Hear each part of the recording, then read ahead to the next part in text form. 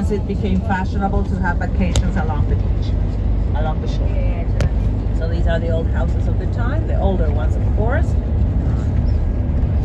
such as the other one with the dome on the left of the hotel. And of course the magnificent hotel from 1929, which now belongs to Sofitel.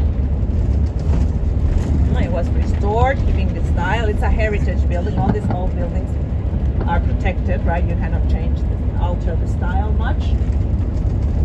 And yes, and then you have, of course, the newer apartments that were built in the 90s, but there's quite a strict regulation here in terms of zoning, right? In terms of how much you can alter the neighborhood, right? You cannot have high buildings, for example, and all the houses or estate or property that you build has to be surrounded by a certain number of square meters open space for the garden. It's to keep the style of barrio jardín. This is how we call this kind of neighborhood, where there's a lot of open space.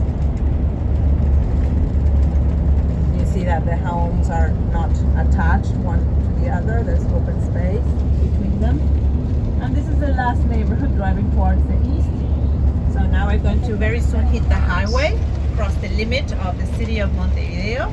We would be under a different jurisdiction, so a different governor ruling this different jurisdiction.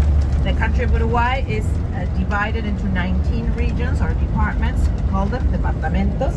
Each one has their own administration. We choose our president every 5 years, and 2 months after choosing our president, we also choose the authorities of each one of the regions. Okay, these are elections where everyone must vote. This is a particularity of Uruguay. It's mandatory voting that we have. We have re-elections for candidates, but they are not consecutive, right? So candidates can be in office twice in their lives, but not consecutive terms. This is another difference with some countries that